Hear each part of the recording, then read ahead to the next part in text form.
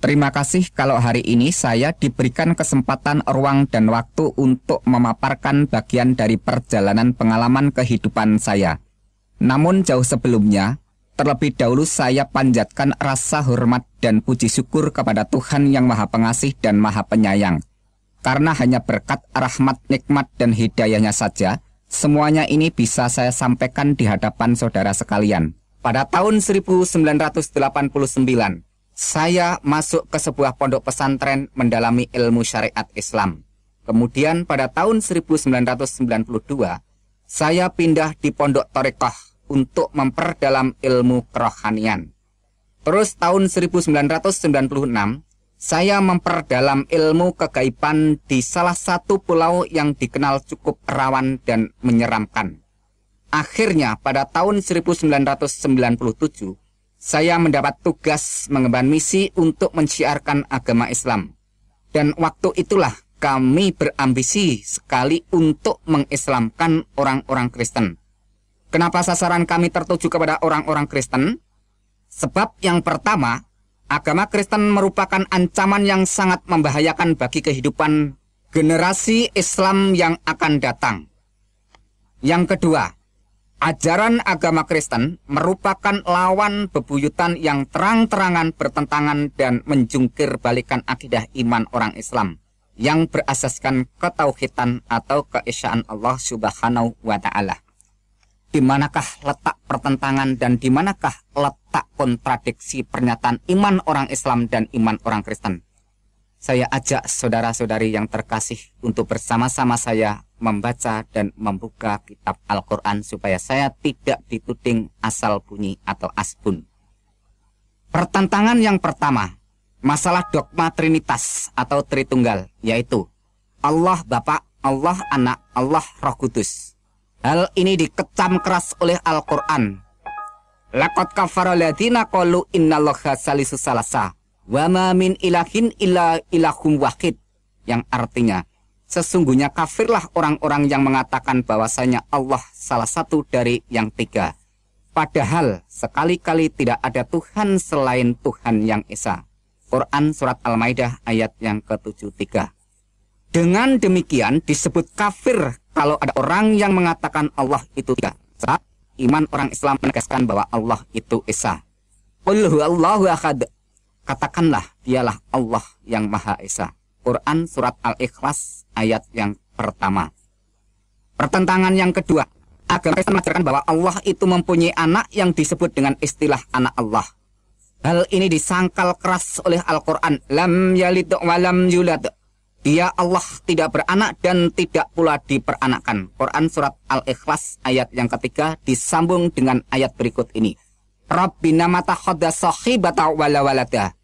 Tuhan tidak beristri dan Tuhan tidak beranak. Quran Surat Al-Jin ayat yang ketiga.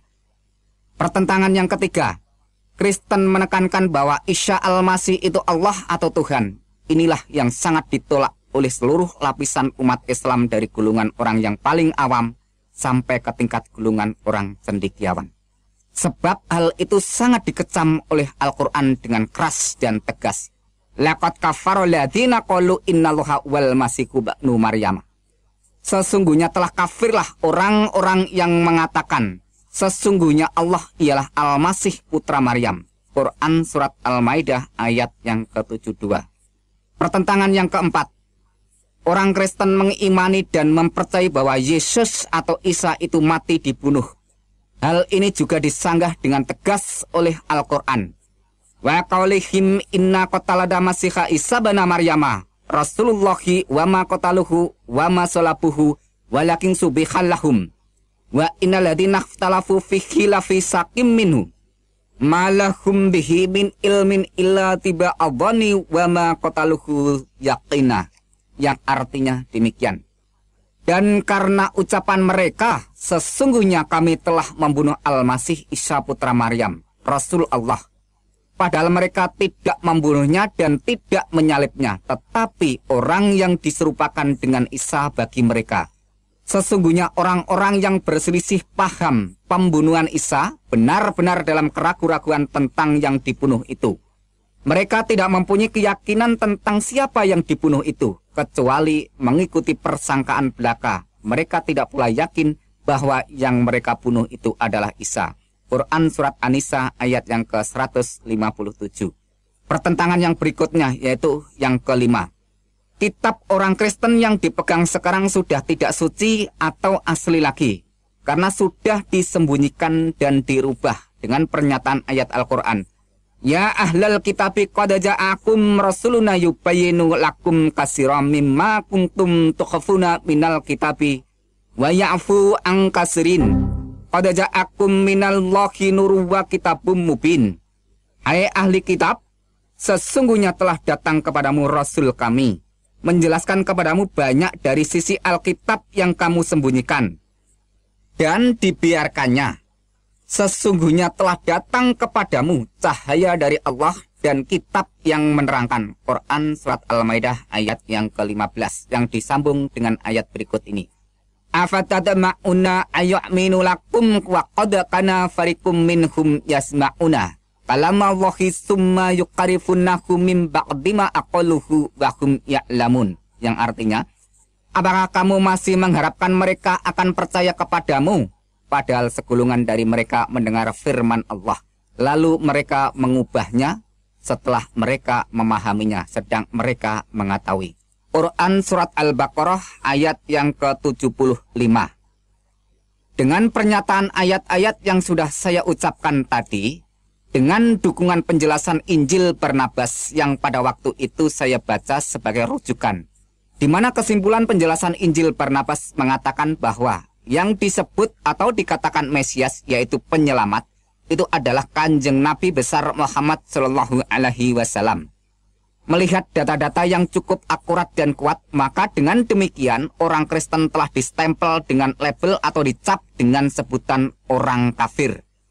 Mulai dari semua penjelasan pernyataan tadi, serta dengan sebuah pegangan keyakinan Al-Quran, Surat Al-Imran ayat 19, yang demikian bunyinya. Inna dina indallahi Islam. Sesungguhnya agama di sisi Allah hanyalah Islam. Dengan kata lain, hanya agama Islam yang diridhoi Allah. Hanya agama Islam yang dibenarkan Allah. Maka, semua agama selain Islam tidak benar. Dengan demikian, semua pengikut agama selain Islam orangnya disebut kafir. Melihat kenyataan seperti itulah saya merasa kasihan terhadap orang-orang yang memegang keyakinan ajaran iman kekristenan, yang menyembah Nabi Isa Al-Masih sebagai Allah yang Maha Pengasih, Allah yang Maha Pengampun dosa, Allah yang menyelamatkan umat manusia. Padahal ajaran agama Islam mengatakan Allah itu mukhalafatuhu lil khawadisi, yaitu wujudnya tidak serupa dengan makhluknya. Mengapa Isa Al-Masih dianggap sebagai Allah yang kelihatan? Sangat mengherankan. Sebodoh itukah semua orang Kristen? Begitu buta mata hati rohani semua umat Kristen di dunia ini. Sungguh kasihan benar kalau orang Kristen semua nanti mati dimasukkan ke penjara api neraka jahanam. Maka dari itu saya berambisi sekali untuk menjelaskan keimanan Islam kepada orang-orang Kristen supaya tidak menyimpang jauh imannya. Tetapi ketika saya membaca sebuah majalah rohani orang Kristen, di situ saya temukan penjelasan seorang pendeta yang menguraikan tentang keesaan Tuhan yang diambil dari Ulangan 6 ayat yang keempat yang demikian bunyinya. Shema Yisrael Yahweh Elohinu Yahweh Echad, yang artinya, dengarlah hai orang Israel, Tuhan itu Allah kita, Tuhan itu Esa. Demikian waktu itu saya baca. Ternyata orang Kristen sendiri tidak mengimani bahwa Allah itu tiga. Tidak seperti yang saya bayangkan selama itu. Jadi sebelum saya pergi untuk mengislamkan orang Kristen, saya memutuskan terlebih dahulu untuk mempelajari tentang iman orang Kristen yang sebenarnya. Di awal tahun 1997 itulah, secepatnya saya melangkah keluar rumah, berangkat menuju ke salah satu daerah Jawa Tengah untuk syiar agama Islam, dengan sasaran langsung terjun campur dan berbaur ke rumah orang Kristen untuk mendialogkan keyakinan, keimanan, dan kebenaran ilahi yang hakiki. Setiap hari saya beradu argumentasi, bahkan sampai berbulan-bulan saya perdebatkan dengan orang-orang Kristen yang sudah belajar di meja teologia, maupun yang sudah menyandang gelar STH sampai MTH. Tapi tak satu pun orang Kristen pada waktu itu yang sanggup menyanggah dan menggoyahkan keyakinan Islam saya. Bahkan seringkali saya serang dengan bermacam-macam pertanyaan yang membuat mereka geliputan dan keteteran di dalam memberikan jawaban yang selalu berputar-putar dan sangat menyimpang dari sasaran kebenaran yang semakin membingungkan pikiran saya. Namun, sampai suatu hari saat saya habis sholat duhur, saya memonitor dan memantau dari kejauhan jalannya ibadah orang-orang Kristen. Saya berpikir lucu, aneh, sangat menggelikan pakai nyanyian-nyanyian, tepuk tangan, dan tangis-tangisan. Saya malah dibuat bertambah kebingungan bercampur keheranan dan penasaran. Setelah tangisnya pada reda, semua orang bergiliran mengucap syukur dengan suara yang keras. Di situ sungguh-sungguh saya perhatikan atas semua yang diucapkan dan kedengaran di dalam telinga saya, semua lafal kata yang diucapkan sama. Seingat saya demikian kata-kata bunyinya. Ya Tuhan, kami mengucap syukur atas kasih karunia keselamatan yang telah Tuhan anugerahkan kepada kami. Kata-kata inilah yang terus terngiang-ngiang siang dan malam di dalam telinga saya. Akhirnya menjadi bahan perenungan untuk pertimbangan dan perhatian. Di dalam perenungan saya menemukan sebuah kesimpulan bahwa semua orang Kristen sudah menerima anugerah keselamatan. Sedangkan saya masih terus berdoa siang dan malam minta-minta untuk diberi keselamatan. Allahumma inni as'aluka selamatan fid dunya wal akhirah. Ya Allah, berikanlah aku keselamatan di dunia dan di akhirat. Rabbana atina fid dunya hasanah wa fil akhirati hasanata wa qina adzabannar. Ya Tuhan, berikanlah kami kebaikan di dunia dan kebaikan di akhirat. Wa qina adzabannar, dan jauhkanlah kami dari azab atau siksa neraka jahanam. Di samping itu, saya juga mendoakan Kanjeng Nabi Muhammad serta keluarganya supaya diselamatkan. Allahumma sholli ala syahidina Muhammad wa ala ali syahidina Muhammad. Ya Allah, berikanlah keselamatan kepada junjungan Kanjeng Nabi besar Muhammad sallallahu alaihi wasallam, dan selamatkan juga kepada seluruh keluarga Kanjeng Nabi Muhammad. Dari situ saya bertambah semangat untuk mengkaji lebih dalam pernyataan ayat-ayat Al-Quran. Mulai dari surat Al-Fatihah sampai surat Anas. Yang saya bacakan langsung aja surat Al-Fatihahnya demikian bunyinya. Bismillahirrahmanirrahim. Alhamdulillahirabbil alamin arrahmanirrahim maliki yaumiddin. Iyyaka na'budu wa iyyaka nasta'in ihdinas siratal mustaqim. Siratal ladzina an'amta 'alaihim ghairil maghdubi 'alaihim waladdallin. Itu bunyi Al-Fatihah. Demikian bunyi surat Anas. Bismillahirrahmanirrahim. Qul a'udzu birabbin nas malikin nas ilahin nas min syarril waswasil khannas alladzi yuwaswisu fi sudurin nasi minal jinnati wan nas. Itu bunyi surat An-Nas. Nah, perlu saudara ketahui di mana penekanan surat Al-Fatihah terletak pada ayat yang kelima dan yang keenam, yang mana manusia diperintahkan untuk menyembah dan meminta pertolongan hanya kepada Allah saja, supaya manusia diberi hidayah atau petunjuk oleh Allah, jalan yang lurus. Iyyaka na'budu wa iyyaka nasta'in ihdinas siratal mustaqim. Iyyaka na'budu wa iyyaka nasta'in. Hanya kepadamulah kami menyembah dan hanya kepadamulah kami mohon pertolongan. Pertolongan apakah yang saya minta ini? Ihdinas siratal mustaqim. Tunjukilah kami ke jalan yang lurus. Di manakah jawaban mengenai tentang permohonan atau permintaan supaya saya diberi petunjuk jalan yang lurus itu? Maka pada waktu itu saya buka-buka pernyataan ayat-ayat Al-Quran. Dan akhirnya saya temukan jawaban permohonan saya mengenai tentang permintaan diberi jalan yang lurus. Wa innahu la'ilmu lisya'ati fala tantaruna biha wa tabi'uni hadha siratum mustaqim. Wa innahu la ilmu lisaati. Dan sesungguhnya Isa benar-benar memberikan pengetahuan tentang hari kiamat. Fala tantaruna biha, dan jangan ragu-ragu tentang hari kiamat itu.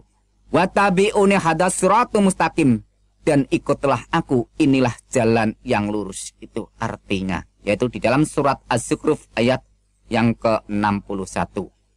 Jadi jawaban yang saya mohon terletak di sini bahwa saya minta diberi petunjuk jalan yang lurus. Ihdinas siratal mustaqim, tunjukilah kami ke jalan yang lurus. Dijawab oleh Allah dalam pernyataan surat Al-Zukhruf ayat yang ke-61 yang berbunyi, Wattabi'uni hadas siratul mustaqim, ikutlah aku, inilah jalan yang lurus.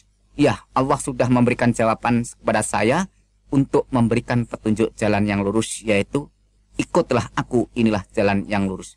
Wattabi'uni hadas siratul mustaqim. Tapi yang menjadikan suatu perenungan dan menjadikan suatu penekanan untuk saya pertimbangkan dalam pernyataan ayat ini, yaitu kata-kata wa innahu la ilmu lisya'at. Dan sesungguhnya Isa itu benar-benar memberikan pengetahuan tentang hari kiamat. Sungguh ini menjadikan suatu perenungan bagi saya. Siapa sebenarnya Isa itu? Menurut laporan Al-Quran diterangkan bahwa Isa itu benar-benar memberi pengetahuan tentang hari kiamat. Padahal kalau menurut pernyataan surat Al-Luqman ayat yang ke-34 demikian bunyinya. Innallaha indahu ilmu lisya'ati wa nudazzilu ghais, yang artinya sesungguhnya Allah hanya pada sisinya sajalah pengetahuan hari kiamat itu. Dengan kata lain bahwa pengetahuan tentang hari kiamat itu hanya Allah yang mengetahui. Dengan lain kata, hanya Allah yang tahu tentang hari kiamat. Tetapi mengapa Isa juga mengetahui tentang hari kiamat? Pada saat itu saya bertanya-tanya, lalu siapakah sebenarnya sosok manusia yang bernama Isa Al-Masih itu? Akhirnya terus saya buka-buka ayat Al-Quran, sebenarnya siapa Isa Al-Masih itu? Dan akhirnya saya temukan jawabannya dalam surat Al-Imran ayat yang ke-45 yang demikian bunyinya. Isqalatil malaikatu ya Maryamu innallaha yubasyiruki bi kalimatin min husmuhul masiku Isa banu Maryama wajihang fit dunya wal akhirah wa minal muqarrabin. Isqalatil malaikatu, ketika malaikat berkata kepada siapa? Ya Maryam, hai Maryam. Apa perkataannya malaikat ini kepada Maryam? Innallaha yubasyiruki, sesungguhnya Allah memberikan kegembiraan dalam apa yang diberikan kepada Allah ini. Bi kalimatin minhus, dengan kalimat yang darinya. Minhusmuhul masihu Isa banu Maryama, namanya Al-Masih Isa putra Maryam. Wajihang fit dunya wal akhirah, yang terkemuka di dunia dan di akhirat. Wa minal muqarrabin, dan yang terdekat dengan Tuhan. Wah, ini merupakan suatu perenungan tersendiri pada waktu itu.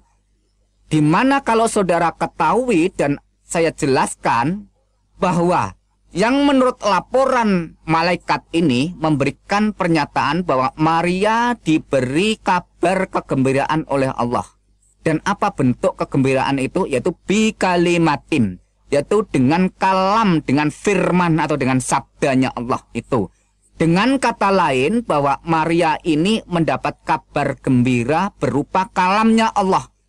Maka saya renungkan pada waktu itu, kalau begitu yang dikandung Maria itu adalah kalamnya Allah, firmannya Allah.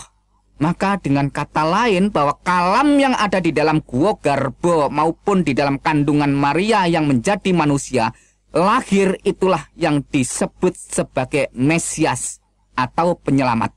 Dengan kata lain saya jelaskan sekalian bahwa kalam yang menjelma menjadi manusia atau kalam yang menjadi manusia itu melakukan karya penyelamatan, maka dia disebut Al-Masih. Karena dia sebagai penyelamat, maka dia disebut dengan kata lain terkemuka di dunia dan di akhirat.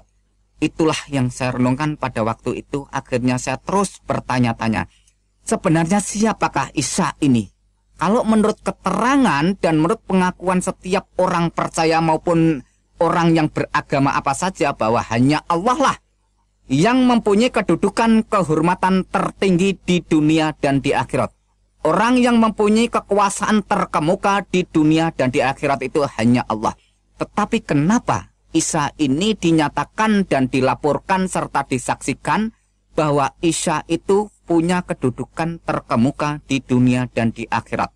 Padahal menurut pernyataan ayat Al-Quran yang jumlahnya ribuan itu, tidak ada seorang nabi pun atau rasul pun bahkan sampai malaikat pun dinyatakan oleh Al-Quran terkemuka di dunia dan di akhirat, kecuali hanya Isa Al-Masih putra Maryam. Siapakah sebenarnya Isa ini? Akhirnya saya buka-buka terus dan akhirnya saya temukan jawabannya di dalam surat An-Nisa ayat 171 yang saya ambil poinnya saja. Innamal masihu Isa bin Maryam Rasulullah wa kalimatu alqaha ila Maryam wa ruhu minhu, yang artinya sesungguhnya Al-Masih Isa putra Maryam itu adalah utusan Allah dan kalimatnya yang disampaikan kepada Maryam dan roh darinya. Di sini ada kata-kata sesungguhnya Al-Masih Isa putra Maryam itu adalah utusan Allah. Pengertian utusan Allah setelah saya renungkan dengan penerangan firman Tuhan, maka kata utusan ini adalah kalam yang menjadi manusia atau firman yang menjadi manusia melakukan karya penyelamatan, menyelamatkan umat manusia, maka itu disebut istilah utusan. Maka dengan kata lain bahwa firman yang menjadi manusia melakukan karya penyelamatan atau penebusan atau pembebasan supaya manusia itu tidak masuk neraka, maka dia disebut utusan Allah. Dengan kata lain bahwa pribadi sosok oknum Isa Al-Masih itulah yang dijadikan alat oleh Allah untuk melakukan karya penyelamatan. Maka dengan demikian Isa disebut utusan Allah. Dan di situ diterangkan juga bahwa dia adalah kalamnya atau kalimat Allah dan roh dari Allah itu sendiri. Maka kalau kita renungkan dengan dalam-dalam bahwa Isa Al-Masih yang ada di dalam kandungan Maryam itu adalah rohnya Allah atau kalamnya Allah. Jadi bukan hasil hubungan dari siapapun, melainkan langsung dinyatakan oleh Al-Quran bahwa Isa itu adalah kalamnya Allah dan rohnya Allah. Kalau kita lihat lebih dalam bahwa semua manusia mulai dari Adam dan sampai sekarang dan seterusnya, bahwa semuanya itu dijadikan dari tanah atau bahasa Arabnya syol-syol. Maka lain dengan pernyataan Al-Quran mengenai tentang Isa Al-Masih ini, yaitu terjadi atau muncul dengan pernyataan kalam maupun rohnya Allah. Maka dengan demikian terus saya renungkan lebih dalam. Dari situ bisa saya simpulkan bahwa ayat di atas tadi yang saya bacakan menyatakan bahwa Isa Al-Masih itu utusan Allah. Isa Al-Masih itu firman Allah. Isa Al-Masih itu roh Allah. Ayat itu juga didukung hadis Sahih Bukhari nomor 1496 dan hadis Anas bin Malik halaman 72 yang demikian bunyinya. Isa fa'inahu Rasulullah wa kalimatuh.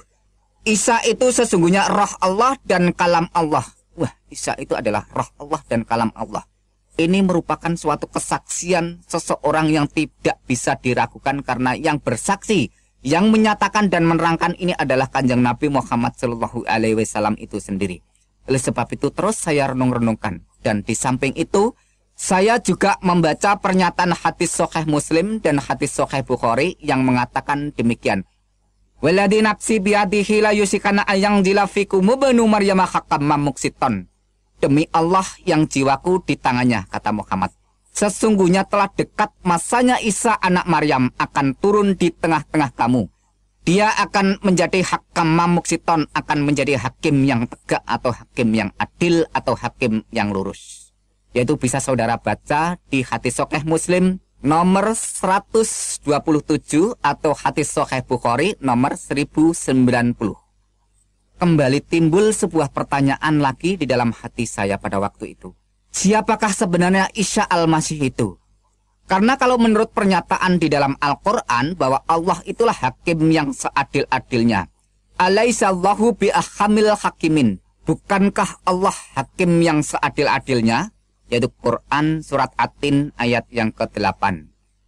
Mengapa Isa Al-Masih dinyatakan dan disaksikan baik itu Al-Quran maupun Kanjeng Nabi Muhammad sendiri sebagai hakim yang seadil-adilnya? Dengan demikian, kalau kita renungkan, tidak ada seorang nabi, rasul, bahkan malaikat pun yang dinyatakan oleh Al-Quran maupun disaksikan oleh Kanjeng Nabi sebagai hakim yang adil kecuali Isa Al-Masih putra Maryam. Ya, kalau kita renungkan dan kita hayati dari awal sampai akhir bahwa Isa Al-Masih itu adalah Roh Allah, Kalam Allah. Isa Al-Masih itu adalah terkemuka di dunia dan di akhirat. Isa Al-Masih itu adalah hakim yang adil. Dan Isa Al-Masih itu mengetahui tentang hari kiamat. Memang semua itu sudah jelas. Tetapi saya tetap belum mau mempercayai dan mengimani Yesus itu adalah Tuhan dan Juru Selamat saya. Mengapa? Karena masalah keyakinan, kepercayaan, dan keimanan tidak segampang orang membalikkan telapak tangan langsung terima dan diaminkan. Atau tidak semudah orang yang beli jajan di pinggir jalan langsung ditelan jadi kenyang. Tetapi ini masalah hati nurani yang suci. Maka membutuhkan pencerahan, penerangan Sang Ilahi yang Maha Suci. Supaya hati nurani ini dapat mengambil suatu keputusan untuk menyatakan keberanian tentang kebenaran yang datang dari Tuhan, pencipta dan penguasa semesta alam. Maka untuk mendukung dan memperkuat semuanya itu, saya langsung terus untuk mengumpulkan data-data yang bersumber dari Al-Quran maupun hadis yang berkaitan dengan kesaksian dan pengakuan mengenai pernyataan tentang Isa Al-Masih itu. Inilah data-data yang sudah saya kumpulkan dari pernyataan Al-Quran. Quran surat 19 ayat 19. Di sana dikatakan Isa Al-Masih seorang anak laki-laki yang suci. Quran 19 ayat yang ke-21. Di sana dikatakan Isa Al-Masih sebagai tanda bagi manusia dan rahmat dari Tuhan. Quran surat 3 ayat yang ke-46 dan Quran surat 5 ayat yang ke-19, ayat yang ke-20 dan ayat yang ke-110. Di sana dikatakan Isa Al-Masih semasa dalam buayan dan ayunan sudah bisa berbicara dengan manusia. Quran surat 19 ayat yang ke-31 di sana dilaporkan Isa Al-Masih seorang yang diberkati Allah di mana saja berada. Quran surat 3 ayat yang ke-49 dan Quran surat 5 ayat yang ke-110 di sana diterangkan bahwa Isa membuat burung, menyembuhkan orang buta sejak lahir, menyembuhkan penyakit sopak atau lepra atau kusta dan menghidupkan orang mati. Wah, ini luar biasa, perlu saudara renungkan. Dan data berikutnya, Quran surat 3 ayat yang ke-45, Isa adalah kalam Allah, terkemuka di dunia dan di akhirat. Quran surat 4 ayat 171, Isa Al-Masih utusan Allah, kalam Allah dan roh Allah. Quran surat 21 ayat yang ke-91 dikatakan, Isa dan ibunya dijadikan tanda yang besar bagi semesta alam. Dan data-data hadis yang saya kumpulkan, yaitu hadis Sahih Bukhari nomor 1496. Di sana diterangkan Isa itu utusan Allah, kalam Allah, roh Allah. Hadis Sahih Bukhari nomor 1090. Di sana dikatakan Isa akan turun menjadi hakim yang adil. Hadis Anas bin Malik halaman 72. Di sana dikatakan Isa roh Allah dan kalam Allah. Hadis Sahih Muslim jilid 1 halaman yang ke-74. Di sana dikatakan Isa adalah Imam Mahdi dan hakim yang adil. Hadis Ibnu Majah di sana melaporkan tidak ada Imam Mahdi selain Isa putra Maryam. Dengan bahasa Arab, La Mahdiya illa Isa banu Maryama. Itu bahasa Arabnya. Dengan dukungan dan pernyataan beberapa ayat-ayat Al-Quran dan hadis, perasaan saya seperti disinari dengan pancaran terang kebenaran untuk terus melangkah menuju jalan keselamatan. Tetapi ada satu hal yang membuat saya berat melangkah untuk berjalan terus menuju ke puncak keputusan. Apa itu? Yaitu masalah amal yang selama ini sudah saya kumpulkan sejak dari awal dengan jerih payah ibadah yang melelahkan dan memakan kurun waktu yang cukup panjang. Sebab menurut ajaran agama Islam, apabila orang itu sudah murtad atau keluar dari agama Islam, segala amal ibadahnya akan musnah, terhapus. Padahal bekal untuk menuju kehidupan kekal harus disertai dengan banyak amal. Dari sini saya kembali dihantui perasaan takut, khawatir, keraguan, kebimbangan, dan kebingungan. Saya lantas terus kembali buka-buka kitab hadis maupun kitab Al-Quran. Pada saat saya membuka hadis Sahih Muslim, ada suatu pernyataan hadis yang menjelaskan tentang masalah amal. Yang demikian bunyinya. Ang Jabir qala sami'tum Nabiya sallallahu alaihi wasallam yaqulu la yudakhilu ahadam minkum amaluhul jannah wala yujiruhu minan nar wala ana illa birahmatin minallah, yang artinya dari Jabir radhiyallahu anhu, katanya dia mendengar Nabi sallallahu alaihi wasallam bersabda, bukan amal seseorang yang memasukkannya ke surga atau melepaskannya dari neraka, termasuk juga aku, kata Kanjeng Nabi. Lantas bagaimana? Illa birahmati minallah, kecuali dengan rahmat Allah. Hadis Sahih Muslim nomor 2412 sampai 2414. Dengan kata lain saya simpulkan bahwa hadis tadi menerangkan bahwa seseorang itu masuk neraka atau masuk surga bukan ditentukan oleh amal, melainkan illa birahmati minallah, kecuali dengan rahmat Allah. Dan Al-Quran pun juga menyatakan dengan jelas, yaitu Quran surat 44 ayat yang ke-40 sampai ke-42 yang demikian bunyinya. Inna yaumal fasli mikatuhum ajma'in. Sesungguhnya hari keputusan atau hari kiamat itu adalah waktu yang dijanjikan bagi mereka semuanya. Dilanjutkan ayat berikutnya. Yaumal la yuqni maulan amaulan syai'in walahum yungsarun. Yang artinya, yaitu hari yang seorang karib tidak dapat memberi manfaat kepada karibnya sedikit pun, dan mereka tidak akan mendapat pertolongan. Dan dilanjutkan ayat berikutnya. Illa ma rahimallahu innahu huwal azizur rahim, yang artinya kecuali orang-orang yang diberikan rahmat oleh Allah, sesungguhnya dialah yang maha perkasa lagi maha penyayang. Nah, kesimpulan dari Quran surat Ad-Dukhan ayat yang ke-40 sampai 42 menyatakan pada hari keputusan atau hari penghakiman atau hari pengadilan, tak seorang pun kerabat dekat yang bisa memberi manfaat atau memberikan pertolongan kecuali orang yang diberi rahmat oleh Allah. Ternyata setelah saya renungkan, menurut pernyataan Quran surat 19 ayat 21, bahwa Isa itulah yang dijadikan tanda bagi manusia dan sebagai rahmat dari Allah.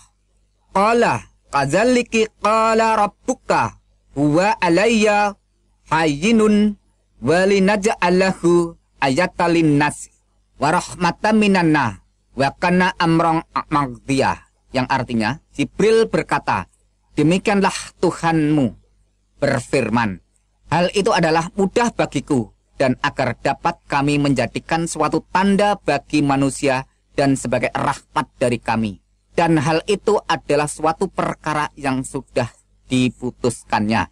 Waduh, luar biasa. Akhirnya sudah tidak saya ragukan lagi, sudah saya tidak bimbangkan lagi mengenai tentang pernyataan ayat-ayat Al-Quran maupun hadis yang menerangkan atau menyaksikan atau melaporkan siapakah sebenarnya Isa Al-Masih itu. Maka di tahun 1997 itu pun secepatnya saya mengambil keputusan dengan tegas menyatakan iman bahwa Yesus Kristus itu adalah benar-benar Tuhan dan Juru Selamat saya secara pribadi, serta Tuhan dan Juru Selamat seluruh umat manusia. Dengan demikian, segeralah saya minta dibaptis sebagai tanda pertobatan dan pengakuan iman saya menjadi pengikut Yesus Kristus. Sekarang resmilah saya menjadi pengikut Yesus Kristus. Perasaan senang dan tenang selalu mengalir di dalam iman dan rohani saya. Sebab Al-Quran pun juga mengakui, Itzqalallahu ya Isa ini mutawafika warafi'uka ilayya wa mutahhiruka minal ladina kafaru wa ja'ilul ladina tabaqafaqal ladina kafaru illa yaumil qiyamah, yang artinya ketika Allah berfirman, hai Isa, sesungguhnya aku akan menyampaikan kamu kepada akhir ajalmu dan mengangkat kamu kepadaku serta membersihkan kamu dari orang-orang kafir dan menjadikan orang-orang yang mengikuti kamu di atas orang-orang kafir hingga hari kiamat. Ini saya renungkan bahwa pengikutnya Isa itu menurut laporan dan keterangan Al-Quran surat Al-Imran ayat yang ke-55 memberikan pernyataan bahwa pengikut Isa Al-Masih itu diberi kedudukan dan status kehormatan di atas orang-orang kafir.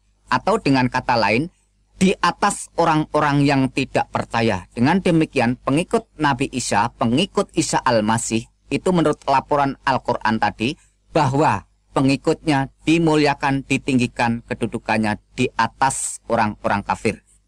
Jelas dan singkatnya bahwa pengikut Isa Al-Masih itu dimuliakan di atas orang-orang yang tidak percaya. Sampai kapankah pernyataan ini? Menurut ayat berikutnya dijelaskan, illa yaumil kiamah, sampai hari kiamat. Jadi perlu saudara ketahui bahwa sampai saat ini belum terjadi hari kiamat.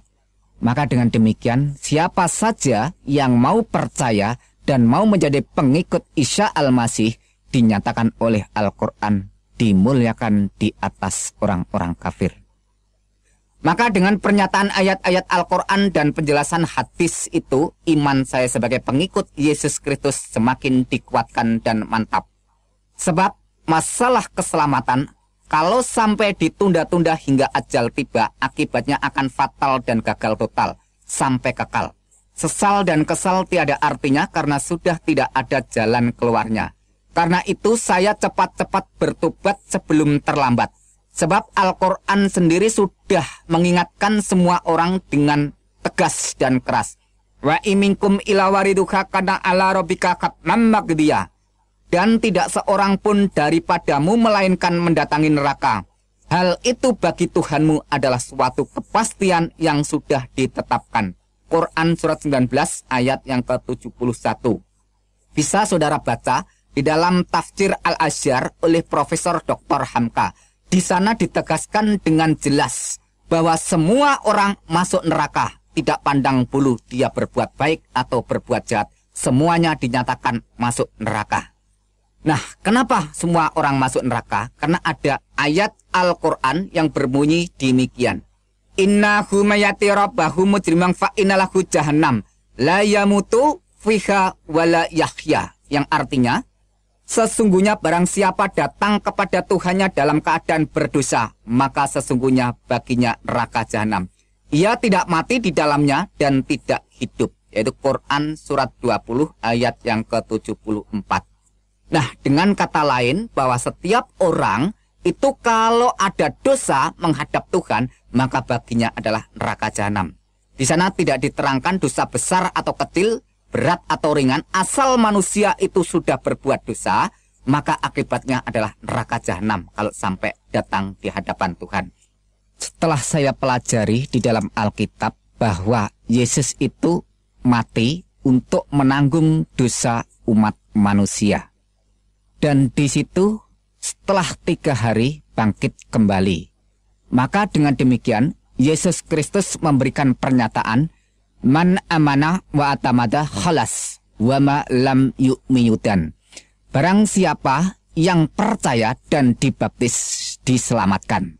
Tetapi barang siapa yang tidak percaya akan dihukum. Jadi jelasnya bahwa Yesus mati itu untuk menebus dosa umat manusia. Tetapi yang menjadikan suatu perenungan bahwa selama itu saya tidak mengakui kalau Isa atau Yesus itu mati. Namun setelah saya renungkan kembali dalam pernyataan Al-Quran bahwa Isa itu benar-benar lahir, benar-benar mati, dan benar-benar bangkit. Hal semacam ini diterangkan oleh Quran surat Maryam ayat yang ke-33. Yang di sana langsung saya terjemahkan bahasa Indonesianya saja. Dan kesejahteraan semoga dilimpahkan kepadaku. Maksudnya adalah Isa Al-Masih. Pada hari aku dilahirkan, yaitu pada hari Isa Al-Masih dilahirkan. Pada hari aku meninggal, yaitu pada hari Isa Al-Masih meninggal. Dan pada hari aku dibangkitkan, yaitu pada hari Isa Al-Masih dibangkitkan, hidup kembali. Dengan kesimpulan kronologis ayat di atas, pertama, dilahirkan atau hidup, kedua, meninggal atau mati, ketiga, bangkit atau keluar dari kubur, dan keempat, hidup kembali, alias realita kenyataan bahwa yang hidup kembali setelah mengalami kematian itu bukan setan, bukan siluman, dan bukan tipuan, melainkan benar-benar Isa. Jadi yang jelas urut-urutannya, lahir, meninggal, bangkit, hidup kembali. Dan sekarang kita buka lagi Quran surat Al-Imran ayat yang ke-55. Kita ambil poinnya saja.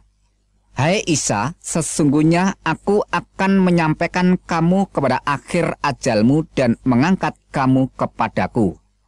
Dengan kata lain, kesimpulannya, Allah akan menyampaikan ajal atau kematian Isa, dan Allah akan mengangkat Isa kepadanya. Jadi di sini juga jelas urut-urutannya. Mati, diangkat. Dengan kata lain, mati dulu baru diangkat.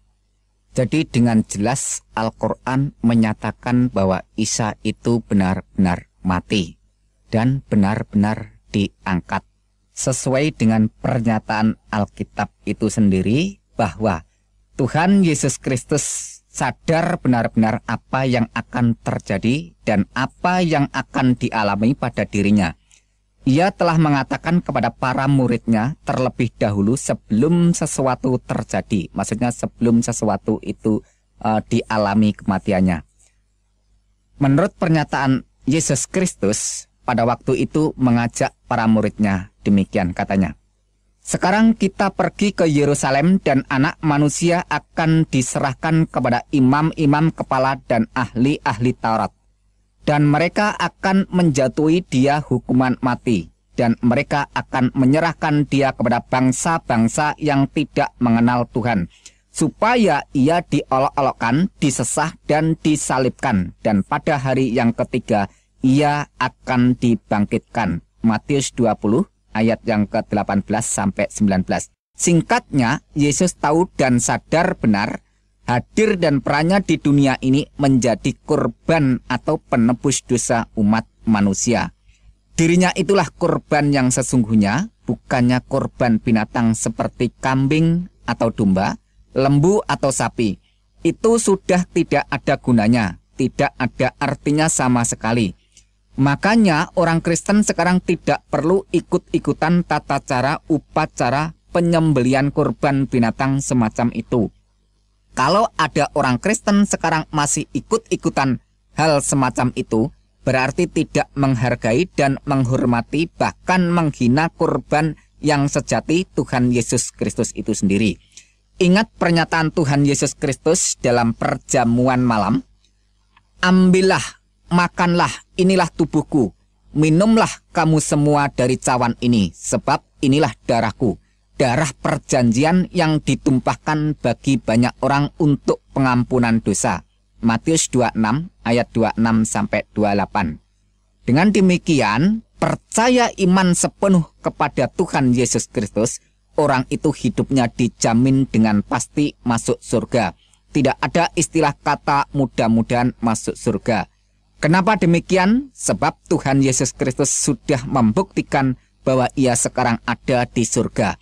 Bahwa ia sekarang berkuasa di surga. Inilah rahasia iman Kristen, korban penyalipan, kematian, dan kebangkitan Tuhan Yesus Kristus. Kalau Yesus Kristus tidak bangkit hidup kembali, imannya orang Kristen mubazir sia-sia. Sebab mengimani pribadi dan ajarannya tapi tidak membuktikan apa-apa. Mengajar kebangkitan tapi dia sendiri tidak bangkit. Mengajar atau menawarkan orang masuk surga, dia sendiri tidak membuktikan naik ke surga. Kalau begitu, tidak ada bedanya dengan pemimpin-pemimpin agama lain. Tapi, syukurlah semuanya itu telah dibuktikan dengan nyata oleh Yesus Kristus Tuhan dan Juru Selamat kita. Sebab yang sangat penting telah kusampaikan kepadamu, yaitu apa yang telah kuterima sendiri bahwa Kristus telah mati karena dosa-dosa kita, sesuai dengan kitab suci. Sekarang bagaimana? Apakah saudara masih tidak percaya bahwa Yesus Kristus itu Tuhan? Baiklah, akan saya tunjukkan bukti yang bisa saudara lihat sendiri. Bukti bahwa Yesus itu Tuhan. Dia berjanji dengan pasti memasukkan semua orang ke surga yang percaya dan beriman kepadanya. Dan saudara ketahui sendiri, terbukti banyaknya orang bertobat dan beriman kepada Tuhan Yesus Kristus sejak dari zaman dulu hingga sekarang. Di antara salah satu sekian banyak orang adalah saya sendiri. Mungkin saudara berpikiran dengan berbagai macam penafsiran tentang diri saya pribadi. Ya, silahkan, itu sah-sah saja. Tapi perlu saudara ketahui dan saudara sadari bahwa orang-orang yang hidup di negara maju dan orang-orang yang hidup di negara modern itu adalah orang-orang yang ilmu pengetahuannya tinggi, orang-orang yang kaya, orang-orang yang terhormat dan orang-orang yang terpandang. Tapi mengapa mereka semua itu mau percaya menyembah Yesus Kristus? Jawabnya sudah pasti jelas. Mereka itu semua tahu benar bahwa Yesus Kristus adalah Tuhan dan Juru Selamat seluruh umat manusia.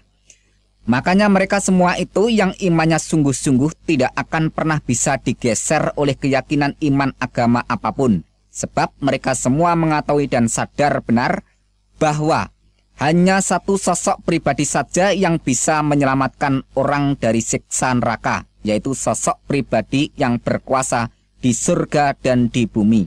Siapakah dia? Yaitu Yesus Kristus yang adalah Tuhan dan Juru Selamat seluruh umat manusia yang percaya kepadanya. Jadi Tuhan Yesus Kristus itu bukan milik orang yang beragama Kristen saja, melainkan milik semua umat manusia yang percaya kepadanya.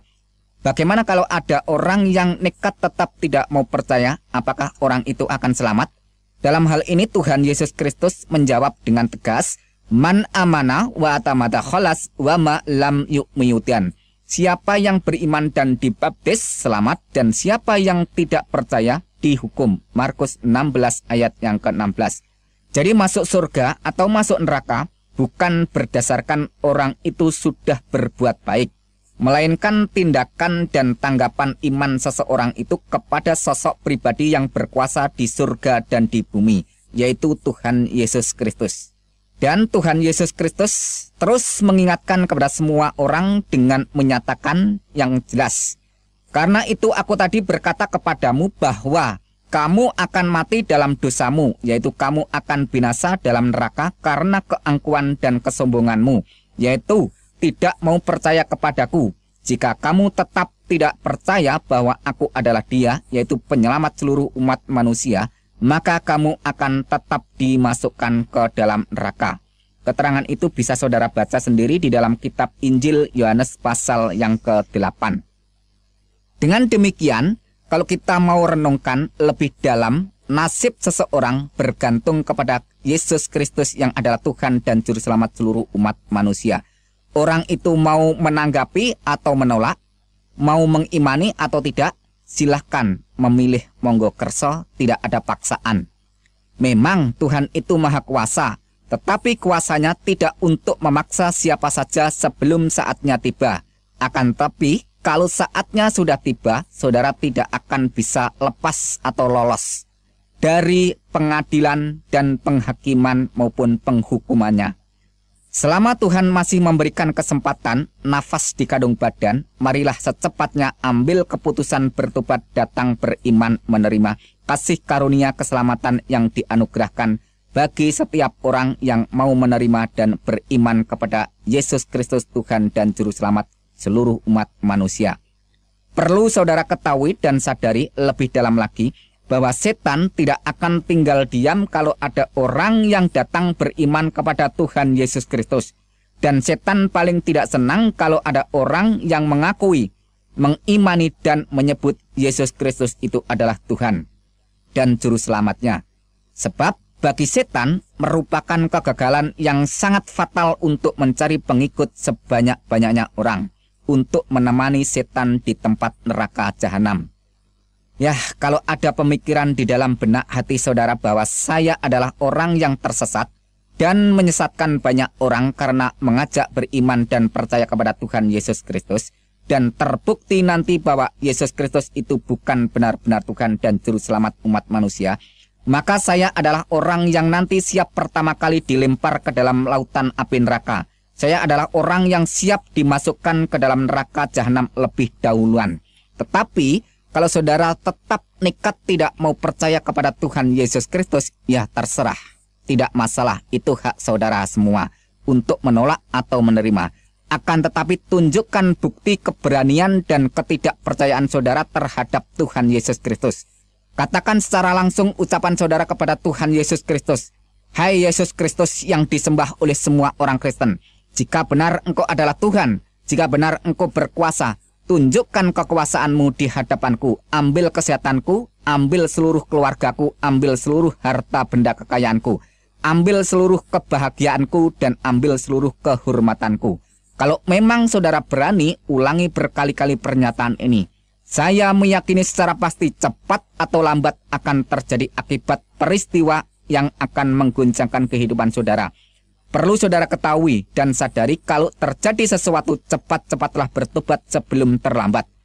Ya, masalah iman bukan karena ilmu pengetahuan, bukan karena ikut-ikutan, dan juga bukan karena warisan keturunan. Tetapi iman adalah rahasia Tuhan yang dikaruniakan kepada semua orang yang mau menanggapi dan mengimaninya. Maka orang itu akan merasakan dan mengetahuinya secara pribadi. Seperti kata pepatah yang mengatakan, malam yaduk alam ya'rif. Barang siapa yang belum merasakan, maka orang itu belum mengetahuinya. Maka untuk mengetahuinya, kita harus merasakan, artinya kita harus bertindak melaksanakan iman yang sudah dikaruniakan Tuhan. Sekian kesaksian dan penjelasan dari saya. Kalau ada kesalahan, mohon maaf yang sebesar-besarnya. Tapi kalau semua ini jadi berkat, bersyukurlah kepada Sang Juru Selamat Tuhan Yesus Kristus. Di dalam kitab Injil Yohanes pasal 14 ayat yang ke-6, Yesus memberikan pernyataan, Akulah jalan dan kebenaran dan hidup. Tidak seorang pun datang kepada Bapa kalau tidak melalui aku. Dan tidak ada nama lain di bawah kolong langit ini selain nama Yesus Kristus yang bisa menyelamatkan umat manusia. Maka dengan pernyataan ini secara tegas bahwa Yesus itulah Sang Juru Selamat, jadi tidak perlu didoakan supaya dia selamat. Justru dia menawarkan siapa saja yang mau percaya kepadanya maka akan diselamatkan dan dijamin secara pasti karena Yesus Kristus sendiri sudah menyatakan bukti dengan konkret saat ini ada di surga, dan hal semacam itu tidak perlu diragukan karena Al-Quran sendiri mengakui bahwa Isa Al-Masih ada di sisi hadirat Allah. Dengan kata lain bahwa Isa Al-Masih sekarang ini ada di surga. Oleh sebab itu, marilah renungkan dan marilah kita benar-benar mau dan benar-benar mengimani bahwa dialah Sang Juru Selamat seluruh umat manusia. Sekarang saya ingin menjelaskan kesalahan yang sering menjadi kesalahpahaman. Yang pertama, kesalahpahaman di dalam menyikapi tentang dogma atau ajaran Trinitas, Tritunggal, yaitu tentang ajaran Bapa, Anak, dan Roh Kudus. Karena adanya pernyataan Al-Quran yang berkata, sesungguhnya kafirlah orang-orang yang mengatakan bahwasanya Allah salah satu dari yang tiga. Quran Surat Al-Maidah ayat 73. Perlu diketahui, ratusan tahun sebelum Al-Quran turun, orang Kristen yang Alkitabiah sudah menyalahkan paham ajaran Trinitas semacam itu. Sebab yang dikatakan Al-Quran Surat Al-Maidah 73 adalah paham ajaran tentang Trinitas duniawi, substansi trideis, relasi biologis. Saudara bisa baca sendiri Quran Surat 6 ayat 101 dan Quran Surat 72 ayat 3. Ayat-ayat itu menyalahkan kalau Allah itu dianggap mempunyai istri lantas beranak. Quran Surat 5 ayat 75 menyatakan bahwa Isa dan ibunya itu adalah manusia biasa yang makan dan minum. Quran Surat 23 ayat 91. Ayat itu menyatakan kalau ada Tuhan yang lain pasti terjadi rebutan saling mengalahkan untuk menguasai ciptaannya. Sudah saya katakan bahwa ajaran Trinitas model begitu sudah ditentang iman orang Kristen lebih duluan sebelum Al-Quran menentangnya. Sebab Dogma Trinitas ketiga ilahiyah Alkitabiah adalah Bapa, Anak, Roh Kudus, di mana kata Bapa juga berbicara masalah Allah, kata Anak juga berbicara masalah Allah, kata Roh Kudus juga bicara masalah Allah. Jadi ketiganya tetap eksit berbicara tentang Allah, bukan membicarakan tentang ciptaan yang dituhankan, di mana kata Bapa berbicara tentang hakikat atau ausia oknum pribadi yang wajibul wujud, yang wajib ada keberadaannya. Kata Anak bicara tentang firman Allah yang nuzul atau turun menjadi manusia, yang melaksanakan karya keselamatan, menghapus dosa dan membebaskan bagi orang-orang berdosa. Kata Roh Kudus berbicara tentang rohnya Allah yang berdiam di dalam diri orang-orang yang beriman kepada Tuhan Yesus Kristus untuk memimpin, membimbing dan memampukan orang-orang itu supaya mentaati dan melaksanakan segala perintahnya. Apakah kalau ada orang yang beriman tentang ketiga hal semacam itu dikatakan syirik, musyrik, atau kafir? Bukankah Al-Quran juga memberikan pernyataan tentang adanya Allah, tentang adanya firman Allah, dan tentang adanya roh Allah? Ingat dan catat bahwa roh Allah atau Roh Kudus bukanlah malaikat Jibril. Di dalam Alkitab maupun di dalam Al-Quran, malaikat Jibril tidak pernah memperkenalkan dirinya adalah Roh Kudus atau roh Allah. Kesimpulannya, bahwa iman semua orang Kristen sejak dulu sampai sekarang hingga yang akan datang tetap berpedoman bahwa Tuhan itu Esa. Shema Yisrael Yahweh Elohinu Yahweh Echad, bahasa Arabnya Isma ya Israel, Rabbu ilahuna Rabbu Ahad. Dengarlah, hai Israel, Tuhan itu sesembahan kita, Tuhan itu Esa. Silahkan baca sendiri Ulangan 6 ayat 4, Markus 12 ayat 29. Dengan demikian, orang Kristen lebih duluan beriman dan menyembah Tuhan yang Esa daripada pernyataan Al-Quran yang ratusan tahun baru menyerukan Qul huwallahu ahad. Katakanlah dialah Allah yang Maha Esa. Quran Surat Al-Ikhlas ayat pertama.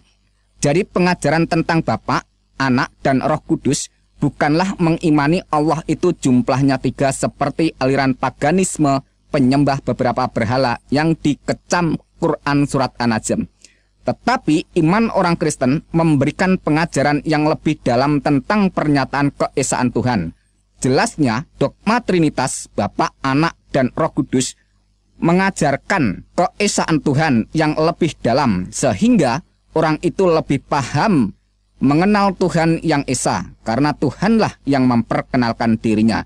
Inilah yang disebut teologi tingkat tinggi atau ilmu ketuhanan yang sangat dalam. Sekarang pernyataan iman Kristen tentang anak Allah yang sering disalahpahamkan pengertian dan penafsirannya oleh orang Islam. Karena adanya pernyataan Al-Quran yang mengatakan Allah tidak beranak dan tidak diperanakan. Quran Surat Al-Ikhlas ayat 3. Tuhan kami tidak beristri dan dia tidak beranak. Quran Surat Al-Jin ayat yang ketiga. Bagaimana dia mempunyai anak padahal dia tidak mempunyai istri. Quran Surat Al-An'am ayat 101.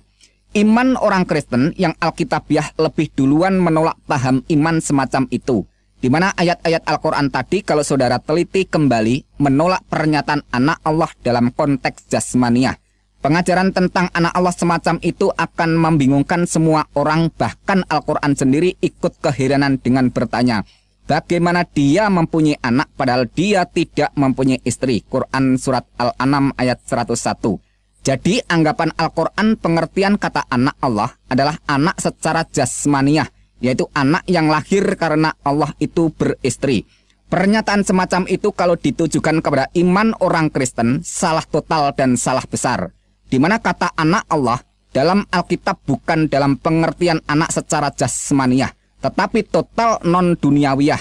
Juga bukan dalam arti biologis jasmani, tetapi anak terjadi secara adi kodrati maha supranatural, yaitu kejadian seorang manusia yang asal mulanya adalah kalam Allah yang masuk di dalam rahim kandungan Maryam. Silahkan baca dan teliti lebih jeli Quran Surat 3 ayat 45 dan Quran Surat 4 ayat 171. Isa Al-Masih itulah satu-satunya manusia di dunia yang DNA-nya atau genetikanya langsung dari zat Allah, yaitu kalamnya Allah. Maka malaikat Jibril melaporkan bahwa dia adalah anak yang suci. Quran surat 19 ayat 19. Padahal di dunia ini tidak ada manusia yang suci. Kalau toh ada manusia yang suci, hakikatnya bukanlah suci tetapi disucikan. Jadi jelas sekali beda makna dan arti. Jelasnya bahwa Yesus Kristus itu bukan ciptaan, bukan dicipta. Dalam hakikatnya yang adalah kalam Allah. Ratusan tahun sebelum Al-Quran turun, kitab Injil melaporkan lebih duluan dengan pernyataannya bahwa pada mulanya adalah firman. Firman itu ada di dalam hakikat Allah dan firman itu adalah Allah. Karena firman itu ada di dalam hakikat Allah, maka firman itu adalah Allah. Dan firman itu telah menjadi manusia. Silahkan baca Injil Yohanes 1 ayat 1 dan 14. Jadi kalau Yesus Kristus itu disebut anak Allah, bukan karena Allah itu mempunyai anak secara jasmani yang lahir dari istri Allah. Tapi firman Allah yang menjadi manusia, itulah disebut anak Allah. Bagaimana dengan Adam? Adam manusia pertama yang dibuat atau dicipta Tuhan dari sol-sol, yaitu bahan bakunya dari unsur tanah. Setelah itu manusia selanjutnya, DNA atau genetikanya melalui pembuahan dari sperma pria dan sel telur wanita yang diproses dalam rahim kandungan perempuan. Kecuali manusia yang bernama Yesus Kristus yang DNA atau genetikanya langsung dari atas. Makanya Tuhan Yesus Kristus bersabda kepada semua manusia, "Kamu berasal dari bawah, aku dari atas. Kamu dari dunia ini, aku bukan dari dunia ini." Yohanes 8 ayat 23. Oleh sebab dia bukan dari dunia ini, melainkan dari atas, maka pada waktu dia meninggal, badan wadaknya tidak tertinggal di bumi. Tepat sekali apa yang dikatakan kitab Yohanes 13 ayat yang ketiga, bahwa ia datang dari Tuhan dan kembali lagi kepada Tuhan. Sekarang jawaban tentang pernyataan Al-Quran yang mengatakan, sesungguhnya telah kafirlah orang-orang yang berkata, Allah ialah Al-Masih Isa putra Maryam. Pernyataan semacam ini kita harus tahu terlebih dahulu duduk permasalahan kata Allah dan kata Tuhan. Kata Allah berbicara masalah ilahiyah, hakikat atau ausia oknumnya, yaitu zat wajibul wujud, yang wajib ada keberadaannya. Sedangkan kata Tuhan berbicara masalah rububiyah, yaitu kekuasaan atau kuasa sang penguasa. Jadi kalau Yesus dikatakan Allah, itu mengacu pra keberadaannya atau sebelum keberadaannya menjadi manusia yang hakikat sebenarnya adalah firman.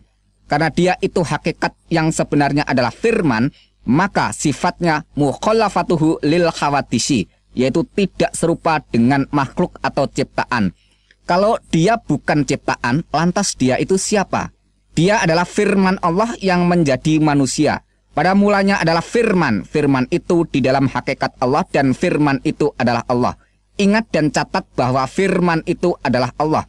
Lantas pernyataan ayat berikutnya menerangkan bahwa firman itu telah menjadi manusia. Yohanes 1 ayat 1 dan 14. Dan Quran surat 3 ayat 45, Quran surat 4 ayat 171, Al-Masih Isa putra Maryam itu adalah kalam Allah. Bahkan Rasulullah Muhammad SAW memberikan kesaksian bahwa Isa itu sesungguhnya roh Allah dan kalam Allah.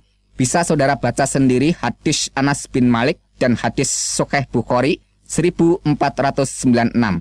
Jadi jelas sekali baik Alkitab, Al-Quran dan hadis, ketiganya menyatakan bahwa Yesus Kristus atau Isa Al-Masih sebelum jadi manusia adalah kalam Allah. Sedangkan menurut kitab Injil Yohanes 1 ayat 1, firman Allah itu adalah Allah. Dan Yohanes 1 ayat 14 menerangkan bahwa firman itu telah menjadi manusia. Jadi Yesus Kristus disebut Allah karena dia adalah firman Allah. Sekarang kata Tuhan. Tuhan adalah kuasa atau kekuasaan sang penguasa. Seperti kalimat ini, Allahu Rabbul Alamin, artinya Allah Tuhan alam semesta atau Allah adalah penguasa alam semesta. Jadi kata Tuhan itu berasal dari kata Rabb yang artinya penguasa. Sekarang hubungkan dengan pengakuan dan pernyataan Yesus Kristus. Kepadaku telah diberikan segala kuasa di surga dan di bumi. Jelasnya Yesus Kristus berkata, "Aku berkuasa di dunia dan di akhirat." Dan Al-Quran sendiri melaporkan bahwa Al-Masih Isa putra Maryam seorang terkemuka di dunia dan di akhirat. Quran surat 3 ayat 45. Dan Al-Quran banyak sekali melaporkan tentang kekuasaan Isa Al-Masih, di antaranya memberitahu tentang hari kiamat, menghidupkan orang mati, membuat burung dari tanah, menyembuhkan bermacam-macam penyakit yang parah.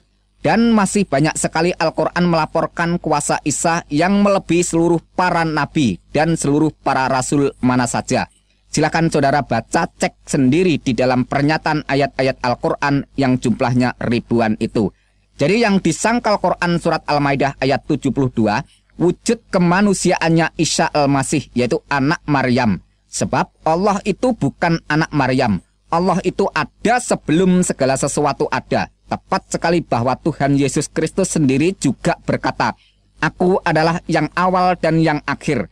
Jelasnya, segala sesuatu belum ada, Yesus Kristus sudah ada. Dan segala sesuatu tidak ada, Tuhan Yesus Kristus tetap ada. Karena Dia itu Sang Maha Ada, Asyar Hayah, dan yang mengadakan segala sesuatu yang tidak ada menjadi ada. Maka Dia berhak disembah dan wajib disembah. Kalau tidak, malah berdosa. Sekarang masalah Alkitab yang sering dituding sudah tidak asli lagi karena sudah dirubah. Yang berdasarkan keterangan Quran surat 3 ayat 78, Quran surat 4 ayat 46, Quran surat 5 ayat 13, Quran surat 5 ayat 15, Quran surat 3 ayat 71, Quran surat 2 ayat 75, dan Quran surat 2 ayat 41 dan 42. Silakan saudara baca dan teliti sendiri bahwa semua yang dikecam dan disalahkan Al-Quran bukan kitabnya, melainkan orang-orangnya yang tidak setia melaksanakan ajaran Alkitab, bahkan sering mengajarkannya dengan kepalsuan dan kebohongan. Jelasnya, yang disalahkan Al-Quran bukan Alkitabnya, melainkan para pelakunya atau orang-orangnya. Sebab semasa Rasulullah Muhammad SAW masih hidup, tidak pernah mempermasalahkan Alkitab yang sudah beredar di zaman itu. Dan juga tidak pernah melarang, menegur, dan mencegah siapa saja yang membaca Alkitab. Bahkan Al-Quran sendiri memerintahkan Alkitab itu dibawa dan dibaca. Quran surat 3 ayat 93. Pertanyaannya, kalau Alkitab itu sudah dirubah, mengapa Al-Quran malah menyuruh orang membawa dan membacanya? Seharusnya kan Alkitab itu jangan dibawa dan dibaca karena sudah dirubah. Kalau Alkitab itu sudah dirubah, kenapa Allah masih menyuruh Muhammad bertanya kepada orang-orang yang membaca Alkitab? Quran surat 10 ayat 94. Logikanya mestinya Allah harus melarang Muhammad jangan bertanya kepada mereka supaya tidak disesatkan karena kitabnya sudah dirubah. Pada saat Muhammad kembali ragu-ragu menerima Al-Quran, Allah juga menggunakan standar dasar Alkitab sebagai petunjuk dari Allah bagi Bani Israel. Quran surat 32 ayat 23. Dengan demikian, Allah masih mengakui kebenaran Alkitab secara sah. Bahkan banyak ayat-ayat Al-Quran menerangkan bahwa kitab Taurat dan kitab Injil itu dibenarkan oleh Allah. Quran surat 2 ayat 41, 89, 91, 101, 136. Quran surat 3 ayat 3, Quran surat 4 ayat 136, Quran surat 5 ayat 43, 44, 46, 47, 48, 68. Quran surat 6 ayat 92, Quran surat 10 ayat 73, Quran surat 43 ayat 4, dan Quran surat 26 ayat 196. Kalau Alkitab itu sudah dirubah, mengapa Allah masih tetap menyuruh Muhammad untuk mengimani Alkitab? Quran surat 29 ayat 46. Pertanyaannya, mengapa Allah masih tetap menyuruh Muhammad untuk mengimani Alkitab? Buat apa kitab yang sudah dirubah itu diimani? Bahkan Allah mengatakan kepada ahli kitab, tidak dipandang beragama sedikit pun hingga menegakkan ajaran Taurat dan Injil. Quran surat 5 ayat 68. Pertanyaannya, kitab Taurat dan Injil kan sudah dirubah. Mengapa masih harus ditegakkan? Seharusnya kan Al-Quran saja yang diperintahkan untuk ditegakkan. Kalau benar Alkitab itu sudah dirubah, secara langsung mengatakan bahwa Allah tidak dapat memelihara kitab yang sudah diturunkan karena membiarkan Alkitab yang sudah diturunkan itu dirubah orang.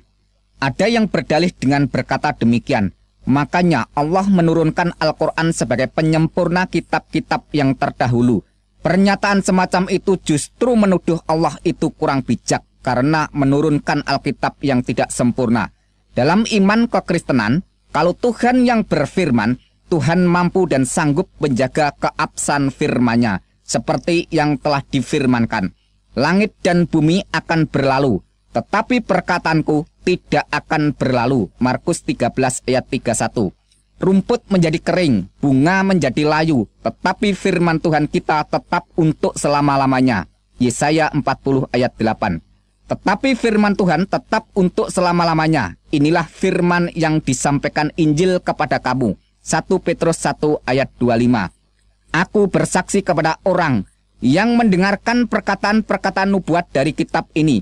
Jika seorang menambahkan sesuatu kepada perkataan-perkataan ini, maka Tuhan akan menambahkan kepadanya malapetaka-malapetaka yang tertulis di dalam kitab ini.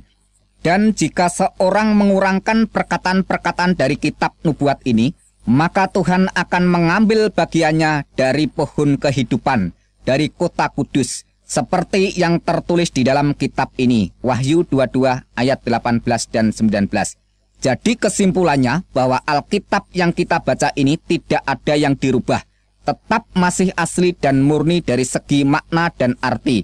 Dan Alkitab yang kita baca ini pada hakikatnya tidak perlu mendapat pengakuan dan dukungan dari pernyataan Al-Quran.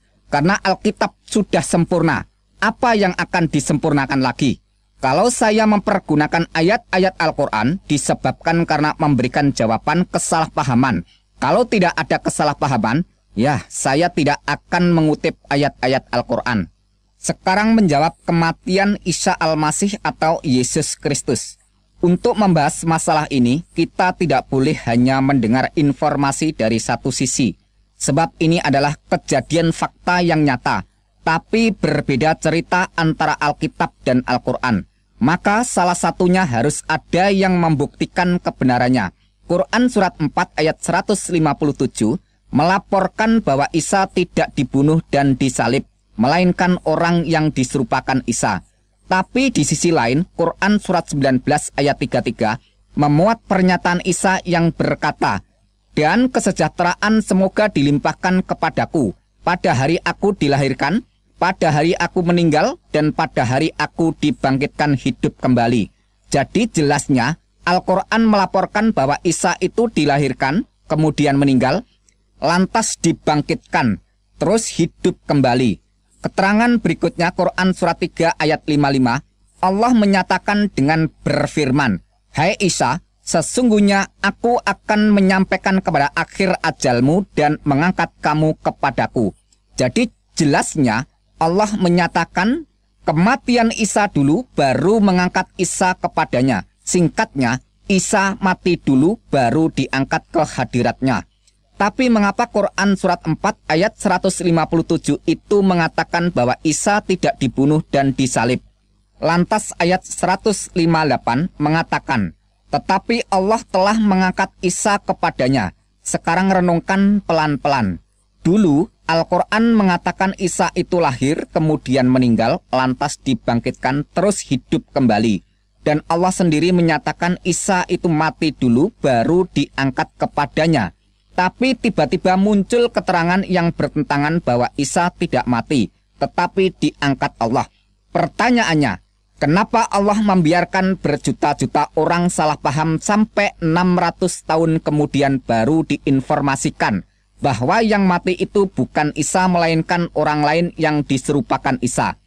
Kenapa Tuhan yang Maha Suci jauh dari dusta, sifatnya berubah demikian, membiarkan orang tertipu sampai waktu sekian panjang lamanya? Kalau yang mati itu bukan Isa, melainkan orang lain yang diserupakan Isa, pertanyaannya, siapakah orang yang diserupakan Isa itu? Siapakah nama orang yang diserupakan Isa itu? Apakah yang mati itu tidak berkata bahwa dia bukan Isa? Dari keluarga siapakah orang yang diserupakan Isa itu? Dari asal daerah manakah orang yang diserupakan Isa itu? Apakah seluruh keluarganya tidak menerangkan bahwa yang disalib itu bukan Isa melainkan keluarganya? Bagaimana para tetangga dan teman-temannya apa juga ikut bungkam? Tahukah apa penyebabnya Isa Al-Masih itu dituntut hukuman mati dengan jalan disalib? Apakah karena menciarkan atau mendakwahkan ajarannya? Oh, tidak sama sekali. Melainkan pernyataan dan pengakuannya yang mengatakan bahwa kedudukan dirinya sederajat atau sama dengan Allah. Bagi semua orang, pernyataan semacam itu dianggap menghujat Allah dan hukumnya harus dibunuh mati. Sekarang bagaimana keterangan dari Alkitab tentang kematian Yesus Kristus? Menurut pernyataan dari Alkitab, semua orang mengakui bahwa yang mati di salib itu benar-benar Yesus Kristus. Dan Tuhan Yesus Kristus sendiri mengakui bahwa dirinya telah mati tapi hidup kembali. Kata Tuhan Yesus Kristus, "Jangan takut, aku adalah yang awal dan yang akhir dan yang hidup. Aku telah mati, namun lihatlah, aku hidup sampai selama-lamanya." Wahyu pasal 1 ayat 17 dan 18. Coba sekarang renungkan, yang bersangkutan sendiri mengakui tapi orang lain tidak mau mengakui. Ini namanya lucu sekali. Kematian Tuhan Yesus Kristus yang sangat terpenting adalah untuk menebus, menghapus, dan mengampuni dosa umat manusia. Sejak waktu itu, Yesus mulai menyatakan kepada para murid-muridnya bahwa ia harus pergi ke Yerusalem dan menanggung banyak penderitaan. Dan pihak tua-tua, imam-imam kepala, dan ahli-ahli Taurat lalu dibunuh dan dibangkitkan pada hari ketiga. Matius 16 ayat 21. Dan Tuhan Yesus kembali mengulangi lagi pernyataannya itu di hadapan para murid-muridnya, serta mengajak mereka pergi ke Yerusalem. Sabdanya, "Sekarang kita pergi ke Yerusalem, dan anak manusia akan diserahkan kepada imam-imam kepala dan ahli-ahli Taurat, dan mereka akan menjatuhi dia hukuman mati, dan mereka akan menyerahkan dia kepada bangsa-bangsa yang tidak mengenal Tuhan, supaya ia diolok-olokkan, disesah dan disalibkan. Dan pada hari yang ketiga, ia akan dibangkitkan." Matius pasal 20 ayat 18 dan 19. Setelah sampai di kota Yerusalem, saatnya tiba makan malam. Ketika itu Tuhan Yesus Kristus mengambil roti dan cawan atau tempat minuman. Sambil menyodorkan makanan dan minuman, Tuhan Yesus Kristus berkata kepada para muridnya, "Ambillah, makanlah, inilah tubuhku. Minumlah kamu semua dari cawan ini, sebab ini adalah darahku, darah perjanjian yang ditumpahkan bagi banyak orang untuk pengampunan dosa." Matius pasal 26 ayat 26 sampai 28. Kesimpulannya bahwa Tuhan Yesus Kristus benar-benar mati untuk mengampuni dosa orang banyak. Firman Tuhan selanjutnya menyatakan, "Sebab jika kamu mengaku dengan mulutmu bahwa Yesus adalah Tuhan dan percaya dalam hatimu bahwa Tuhan telah membangkitkan dia dari antara orang mati, maka kamu akan diselamatkan. Karena dengan hati orang percaya dan dibenarkan, dan dengan mulut orang mengaku diselamatkan." Roma 10 ayat 9 dan 10. Tentang dialah semua nabi bersaksi bahwa barang siapa percaya kepadanya, ia akan mendapat pengampunan dosa oleh karena percaya kepada Tuhan Yesus Kristus. Kisah Para Rasul pasal 10 ayat 43. Dan di dalam Al-Quran surat Ali Imran ayat 55, Allah juga memberikan kesaksian tentang pengikut Isa Al-Masih yang demikian sebagian bunyinya. "Waja'ilul ladina tabaka fokal ladina kafaru illa yaumil qiyamah," yang artinya, "Dan menjadikan orang-orang yang mengikuti kamu," yaitu Isa, "di atas orang-orang kafir hingga hari kiamat." Oh, luar biasa, jelas sekali bahwa Allah memberikan status kedudukan para pengikut Isa di atas orang-orang kafir, atau memberikan kedudukan, kehormatan yang mulia di atas orang-orang yang tidak percaya. Sampai kapankah pernyataan itu berlaku? Ila yaumil qiyamah, sampai hari kiamat. Sedangkan hari kiamat sampai saat ini belum tiba. Wah, ini kesempatan yang sangat terbuka bagi siapa saja yang mau percaya. Makanya kami lihat wajah orang-orang Kristen itu pada ceria dan bahagia, penuh kelimpahan berkat rahmat dunia akhirat. Itulah kunci rahasia bagi siapa saja yang mau percaya. Sekarang masalah kitab palsu Injil Barnabas. Yang perlu saudara ketahui terlebih dahulu, siapakah orang yang bernama Barnabas itu? Barnabas adalah seorang keturunan suku Lewi yang berasal dari Pulau Siprus. Dia menggabungkan diri dengan para rasul setelah Tuhan Yesus Kristus naik ke surga. Kisah Para Rasul 4 ayat 36 dan 37. Dengan demikian, Barnabas bukanlah salah seorang dari 12 rasul yang dipilih langsung oleh Tuhan Yesus Kristus. Dan dia tidak pernah menulis kitab yang bernama Injil Barnabas. Lantas, siapakah yang menulis sebuah kitab palsu Injil Barnabas itu? Penulis kitab palsu Injil Barnabas adalah seorang keturunan Ismail. Dari mana bisa kita ketahui?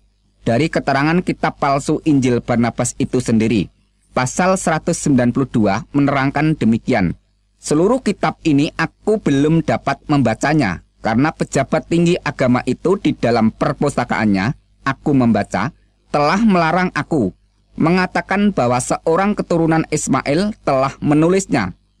Jelasnya demikian. Pejabat tinggi agama melarang untuk membaca kitab itu karena yang menulis kitab itu adalah seorang keturunan Ismail. Sudah jelas kita ketahui bahwa sepanjang sejarah tidak pernah ada seorang keturunan Ismail menulis kitab Injil. Dan kita ketahui bahwa kitab palsu Injil Barnabas ditulis sekitar abad ke-13 atau sekitar tahun 1300 Masehi. Dari mana kita ketahui kalau ditulis sekitar tahun itu? Dari keterangan kitab palsu Injil Barnabas yang menerangkan demikian, pasal 82 dan pasal 83, bahwa tahun Yubel diperingati setiap 100 tahun sekali. Padahal tahun Yubel yang sebenarnya diperingati setiap 50 tahun sekali sesuai yang tercatat di dalam kitab Taurat Imamat pasal 25 ayat 8 sampai 13. Tapi mengapa kitab palsu Injil Barnabas itu mengatakan bahwa tahun Yubel diperingati setiap 100 tahun sekali? Penulis kitab palsu Injil Barnabas telah terjebak ketidaktahuannya bahwa yang mengubah peringatan tahun Yubel dari setiap 50 tahun sekali diubah menjadi setiap 100 tahun sekali adalah Paus Bonifacius VIII pada tahun 1300 Masehi. Dengan demikian, bisa kita ketahui bahwa kitab palsu Injil Barnabas ditulis setelah abad ke-13 atau sekitar tahun 1300 Masehi. Kalau penulis Injil Barnabas itu adalah seorang rekan para rasul, keturunan suku Lewi dari Pulau Siprus, pasti sudah jelas dicatat pada abad pertama, bukan dicatat pada abad ke-13. Yang perlu diteliti lebih jeli lagi bahwa penulis kitab palsu Injil Barnabas tidak memahami situasi kondisi geografi daerah setempat. Di mana pasal 20 kitab Injil palsu Barnabas menceritakan bahwa Yesus dari Galilea menuju ke daerah Nazaret naik perahu.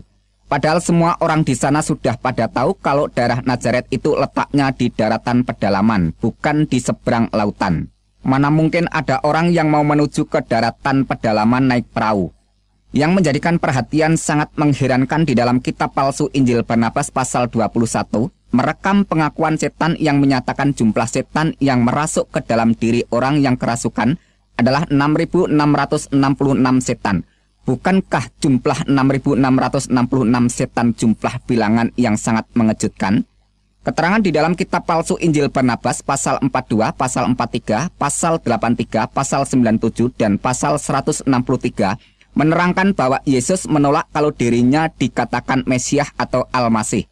Mesias atau Al-Masih yang sebenarnya adalah seorang pesuruh Allah yang bernama Muhammad. Pernyataan kitab palsu Injil Barnabas itu sangat bertentangan dengan keterangan Al-Quran yang mengatakan bahwa Al-Masih adalah Isa putra Maryam. Quran surat 3 ayat 45 dan Quran surat 4 ayat 171. Sekarang pertanyaannya, siapakah sebenarnya yang disebut Al-Masih di dalam Al-Quran?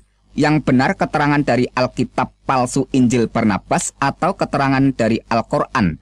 Sebab menurut kitab palsu Injil Barnabas yang dikatakan Al-Masih adalah Muhammad. Sedangkan menurut pernyataan Al-Quran, Al-Masih itu adalah Isa putra Maryam.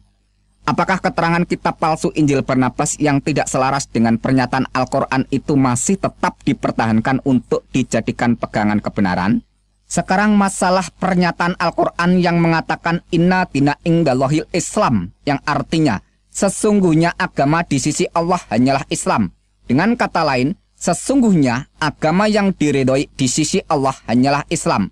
Saya katakan pernyataan itu sah dan benar untuk imannya orang-orang yang beragama Islam. Tapi pertanyaannya, apakah kalau sudah beragama Islam pasti masuk surga?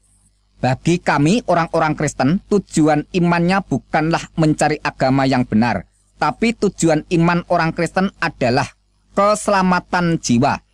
Dan keselamatan itu sudah dikaruniakan Tuhan Yesus Kristus. Dalam firman-Nya mengatakan, Behasikem et taklit immunatekem et Yesuat nafsu tekem. Yang artinya, karena kamu telah mencapai tujuan imanmu, yaitu keselamatan jiwamu. 1 Petrus 1 ayat 9. Jadi tujuan iman orang Kristen bukan mencari agama yang benar, tetapi keselamatan jiwa. Karena hakikat kebenaran hanya terdapat pada Sang Maha Benar. Dalam sabdanya Tuhan Yesus Kristus berkata, Akulah jalan dan kebenaran dan hidup. Tidak ada seorang pun yang datang ke surga kalau tidak melalui aku. Jelasnya, tidak ada yang bisa datang ke surga melalui agama apa saja, kecuali melalui Sang Penguasa surga, yaitu Yesus Kristus. Dan di seluruh alam jagat raya ini tidak ada yang dapat selamat dari hukuman neraka, kecuali diselamatkan oleh Sang Maha Penyelamat, yaitu Tuhan Yesus Kristus. Demikianlah keterangan dari saya. Apabila di dalam saya menguraikan segala sesuatu pernyataan baik itu melalui Al-Quran maupun melalui hadis dan Alkitab, apabila ada suatu kesalahan, saya mohon maaf yang sebesar-besarnya. Tetapi kalau semuanya ini menjadi berkat, mengucap syukurlah kepada Sang Juru Selamat, yaitu Tuhan Yesus Kristus. Baruch haba beshem Adonai Yeshua Hamasyah. Diberkatilah orang yang datang dalam nama Tuhan Yesus Kristus. Haleluya. Amin.